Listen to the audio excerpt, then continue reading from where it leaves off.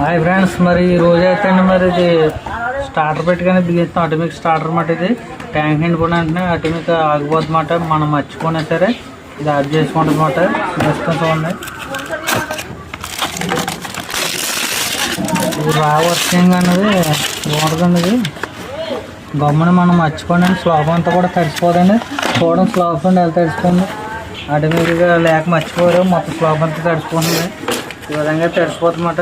Okay, చూడండి, serious ఇంకోనేది చూసారుగా. దీని నెక్స్ట్ ఇప్పుడు మనం పిలిచేది ఆటో స్టార్టర్ అన్నమాట. ఇది ఆటో స్టార్టర్.